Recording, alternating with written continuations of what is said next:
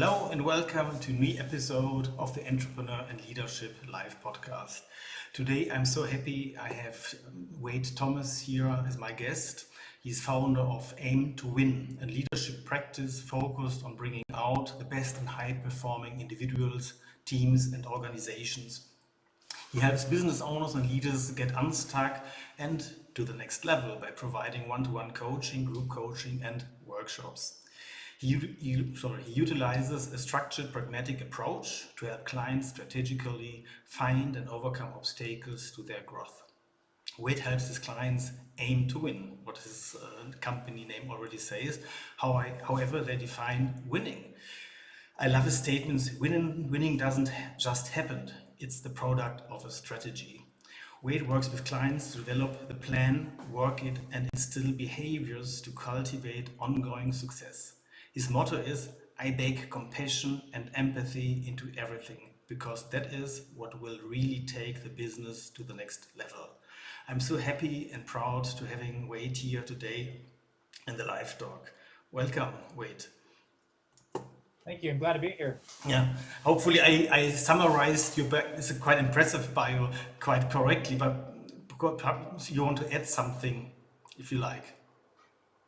You know, it was actually a pretty good, thorough discussion of what I do and what I'm all about. You know, I really believe that leading from the heart, and I wrote a book on this as well, but leading from the heart with compassion and empathy is what really helps leaders take it to the next level, take their businesses and organizations to really achieve epic things.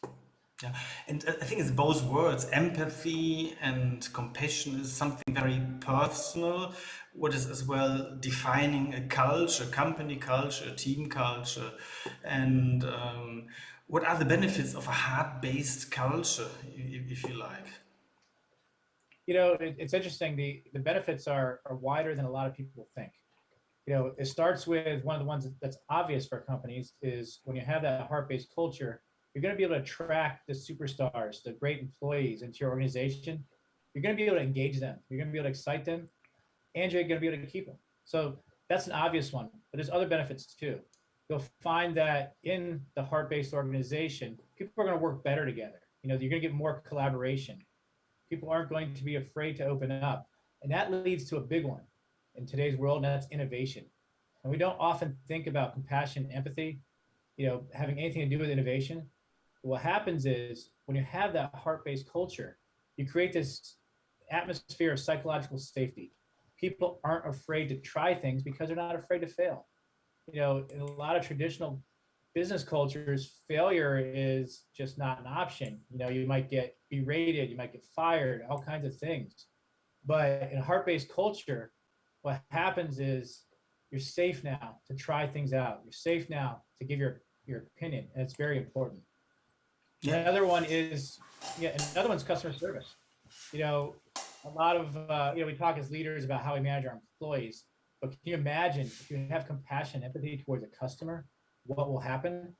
You know, it's very powerful. And there's a lot of examples of, you know, of companies like a Nordstrom or, you know, Ritz-Carlton, you know, places like that really get this, and they drive such customer loyalty. So it's a really powerful impact on your business as a whole. Yeah, I see that, and I think it's a very good insights already, because in today's world, which is very volatile, uncertain, you need a different management style, and you need an environment in corporates and companies which are allowing to be innovative and allowing people to grow, to fail, and what are your approaches with that? Yeah. You know, I think the failure one's a really interesting one because there's, I want to jump on that and now I'll get back to your other question. Because there's really three types of failure that happens, you know, and oftentimes we all lump it into one or another, but really there's three different things. The first kind of failure is, you know, failure that you could have prevented. And, you know, you could have prevented it because there's a process about it, or you've done it before, you've done the same failure over and over again. And that's failure that's preventable. And when you have that, you have to address it as an organization, you know, and you have to address it very firmly. The second type of failure is what, you know, is what a lot of people refer to as fail forward, you know, and that is you tried something new, you experimented, and it didn't work out. And that kind of failure is okay. It's not only okay, it's how you learn. So it's really good for organizations to understand that and help people learn through that process. That way they're not afraid to take those risks. And the third one is failure that just happens. A lot of businesses failed during the COVID pandemic, and there's not going to be a whole lot of lessons you're going to learn from that, and there probably shouldn't be any recriminations about that either. So that's really kind of how do you address the failure, but how do you bring the culture into your organization, into your leaders? Well, it starts at the top. You really have to have that heart-based nature at the top of your organization and through your leadership level. And it starts with actions. You can talk it all you want. You can have whatever mission, vision, values you want on your walls, until you do something and take actions that really reiterate that compassion, empathy are part of your value system.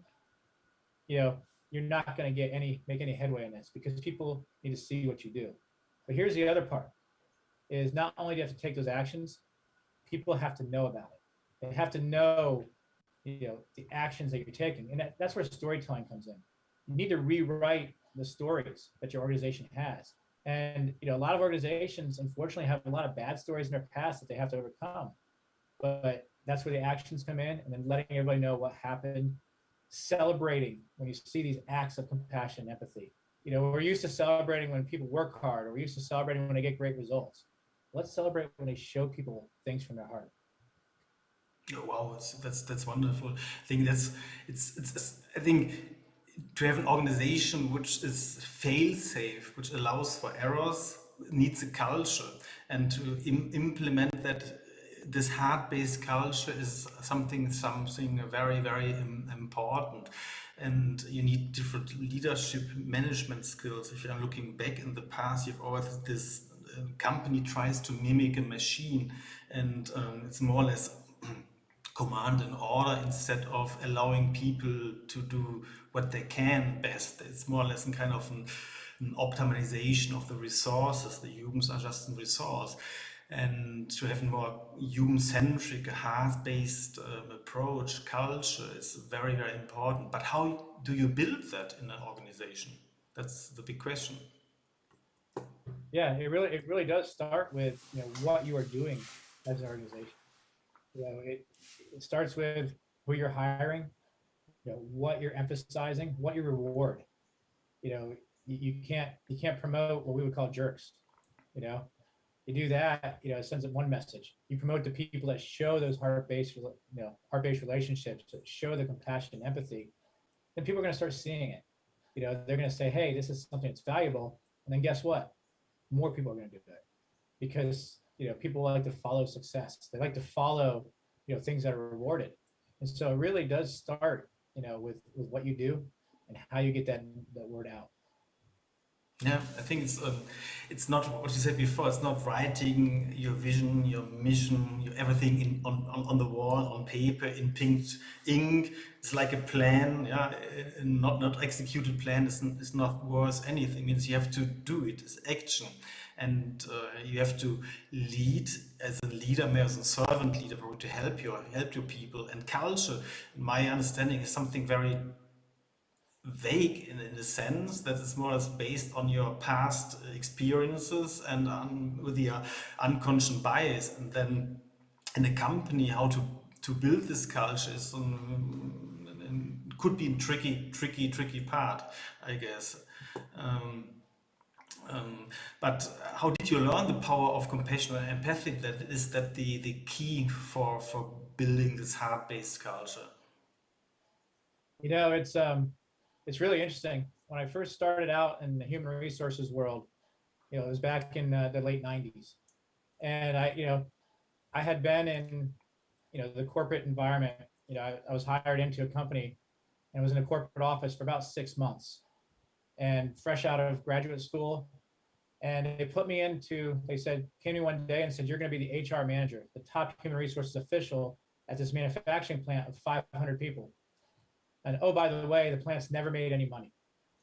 And by the way, they just got a union and they just signed their first contract after a year of negotiations. And there's just a lot of angst and trouble in that plant. But go for it. And but they did give me some advice, and the advice echoed what I learned in school, which is, there's two entities: there's management and there's labor. And management's job is to not let labor win. And so, I was given the mission of you just cannot let the union win.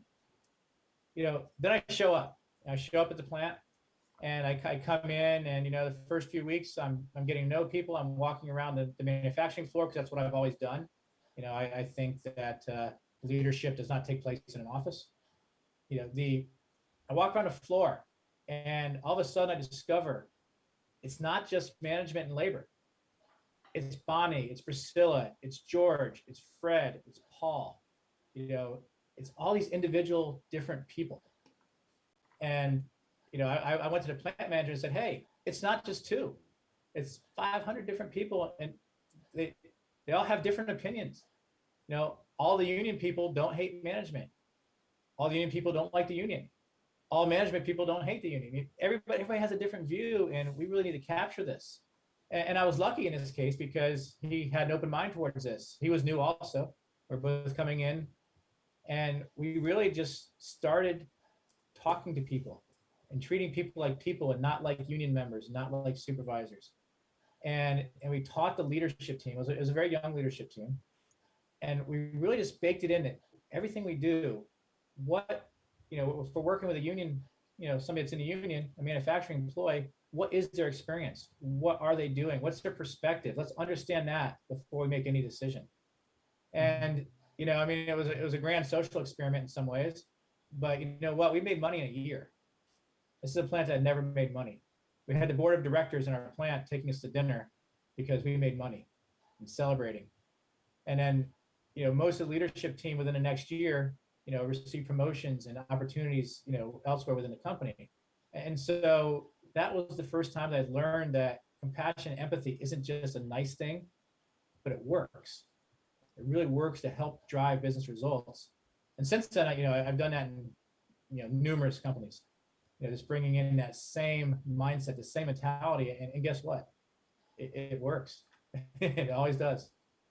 Well, I think that brings us back because every business is about relationships to your team members, to your customers, to all stakeholders, and it's always personal. Even if you're a client, you don't buy from a company, you buy normally from a person. Very rarely. If you're buying Apple, you buy an Apple, but if you're especially in B2B, it's very, very, very, very personal. The same is as a team member. If you don't share the vision and the values of the organization, of your team, you have difficulty to perform. And therefore, as a team leader as well, to look very carefully. I don't like this word team fit or cultural fit, but it's somewhere you have to share common values, common views, common vision to achieve. And that only works as humans, and you need this human-centric approach, especially if we're working together. And there's mimicking, and probably I'm asking the next question, the mimicking in a company, in a machine, when person is just a resource which has to be optimized. Steve Jobs' quote, yeah, I don't employ somebody to tell them what to do. It's already this way of thinking.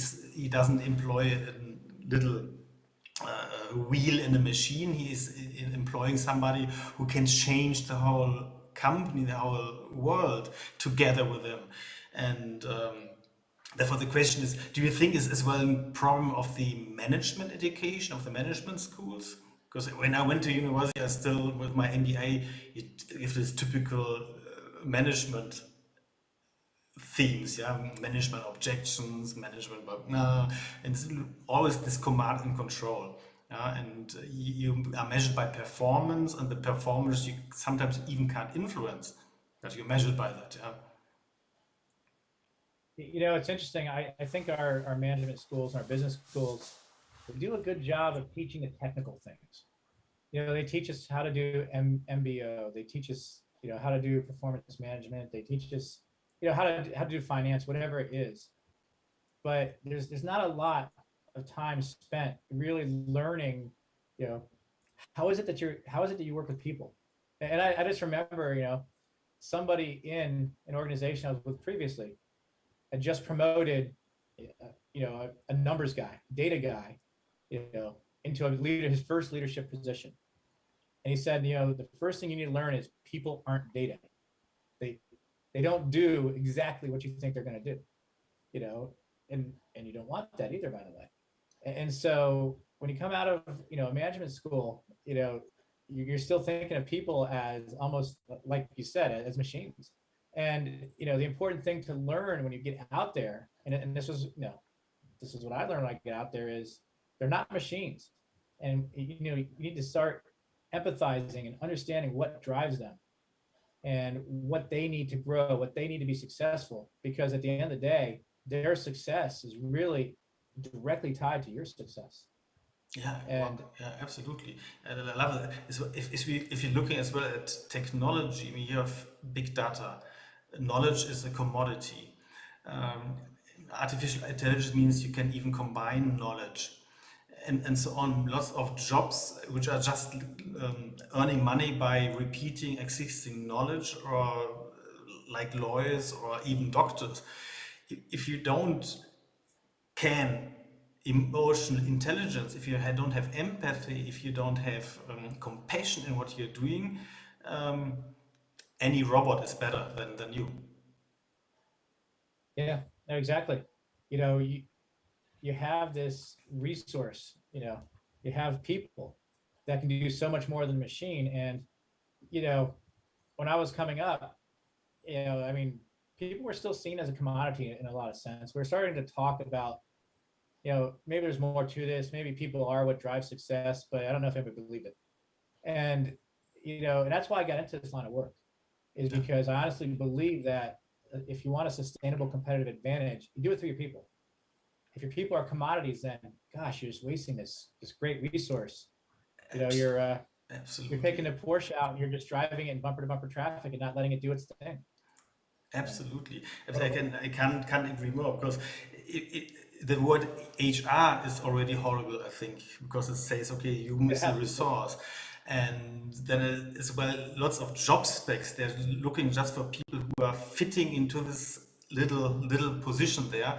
And most of HR doesn't think in potential. Because if I employ somebody, I need in potential. I don't, he should grow.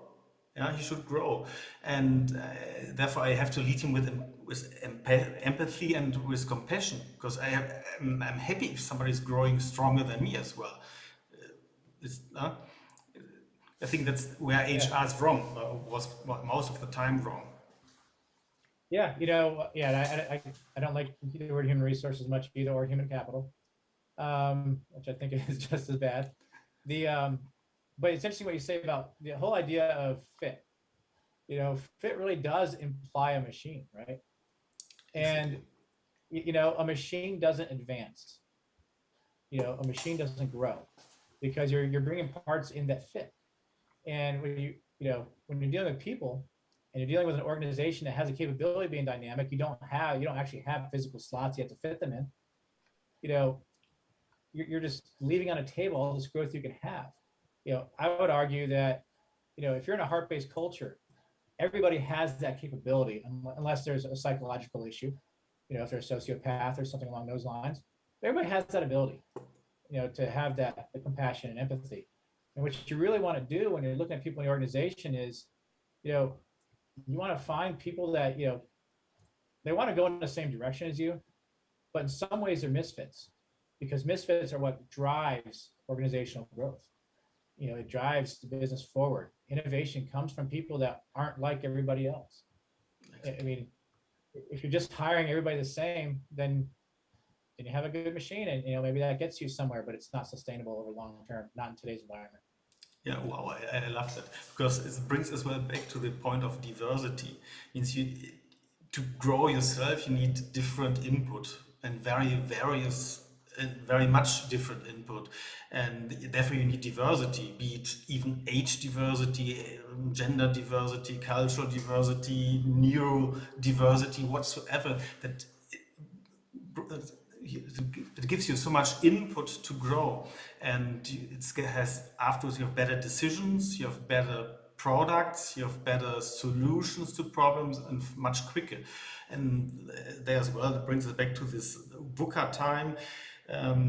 We have quick changes. Yeah? And a machine, a stable system, has problems in adapting to change. Yeah? And with compassion and empathy, if you lead there, what you said, you find much more fellows who wants to change as well, as long as you have the same North Star, the same vision. Yeah? Yeah. Well, so change is interesting. So if you're in an environment that, doesn't have compassion, empathy is not important. It's not a heart-based kind of environment. Change is scary, right?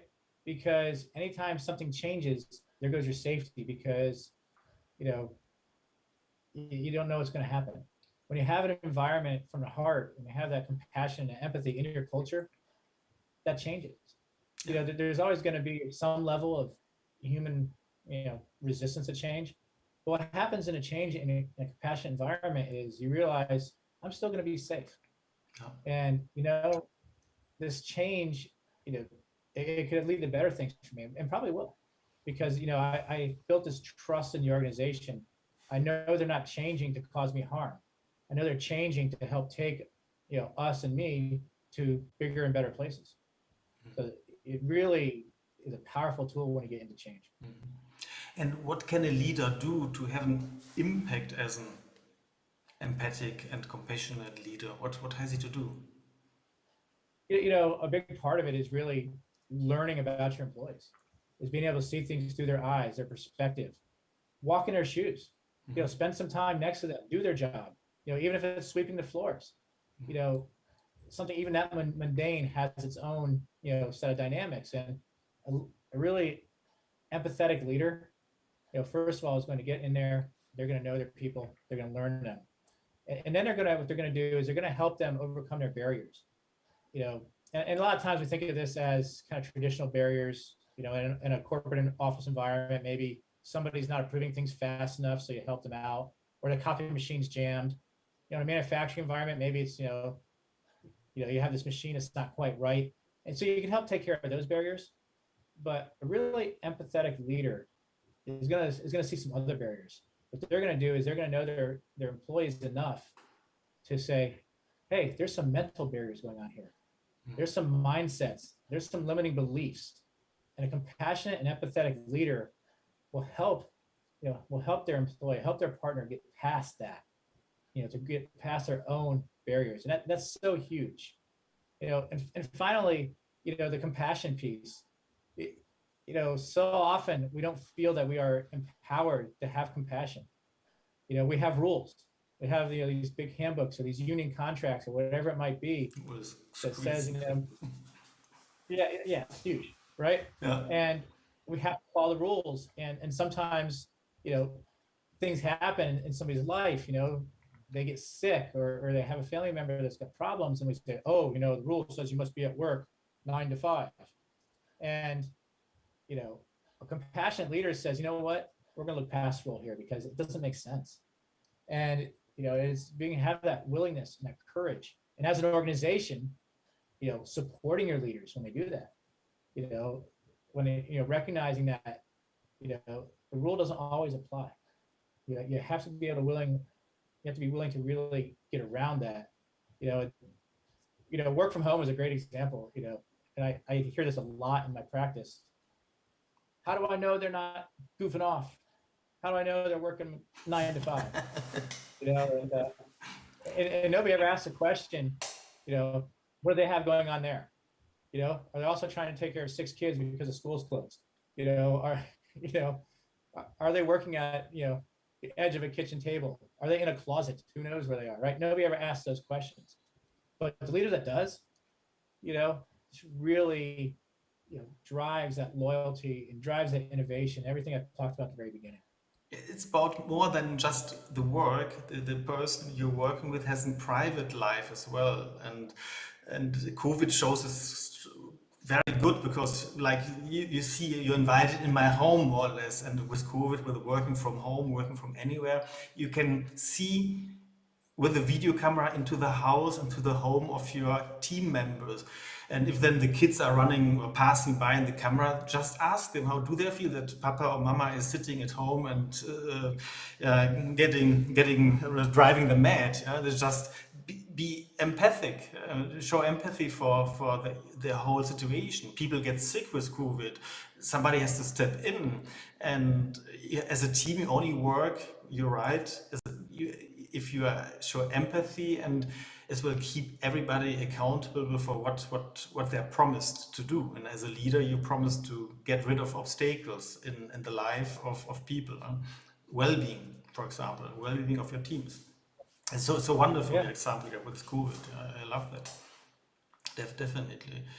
And in terms of to show compassion and empathy in a virtual environment, what are your tips you can give their companies, leaders? What should they do? How should they? Is there a different way of to have gesture, posture, mimic, or in a virtual conference, for example? You know, it's different, right? So in an office environment, you know, you can be present by leaving your door open, you know, or walking around, things like that. You know, when you get into a remote environment, which by the way isn't new, people have been working remote for, you know, my entire career. Yeah. You know, I mean, I've reported to people in different parts of the country or world, and you know, that's not new. But what you have to do as a leader is you have to be more intentional about being present. It's no longer easy to walk down the hall. You know, you're going to have to pick up the phone. You're going to have to use the tools available, whether it be IMs or video calls, you know, check-ins. But you have to be very intentional about it. You have to make sure you're reaching out. You know, don't just assume that the employee is going to pick up the phone and call you. You know, it's because it's kind of hard. You know, an employee sits at home and, well, I don't want to bother him. So it's really incumbent upon a leader to be present, to be very intentional about being present. And the second part is, you know, what I mentioned earlier, is being compassionate, understanding what's going on. And I like what you said. You know, the kid walks by, stop him and talk to him. You know, they're fair game.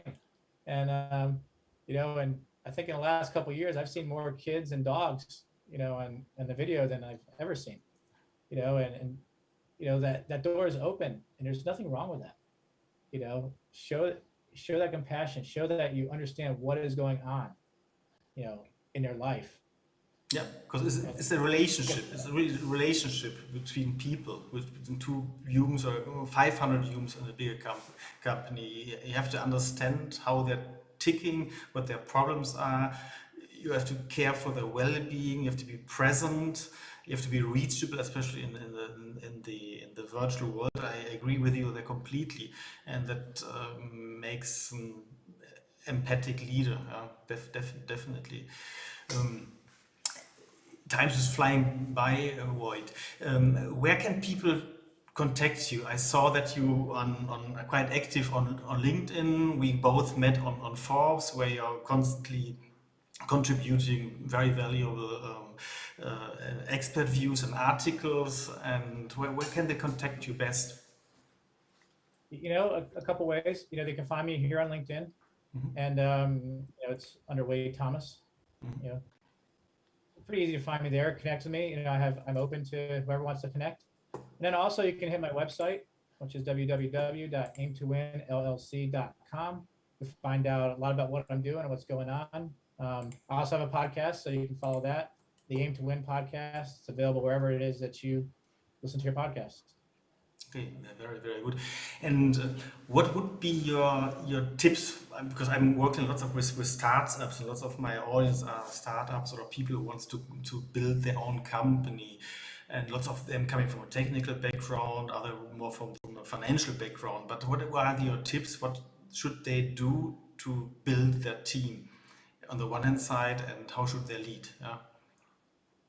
Yeah, you know, it's a great opportunity, and I actually have a book called From the Heart, and you know, I just recently was in a conversation with a guy who's in a startup. He's starting up a nonprofit organization, and you know, I said, hey, you know, take the book, because the book talks a lot about how you undo culture, but the great thing about a startup is you get to build it from the start.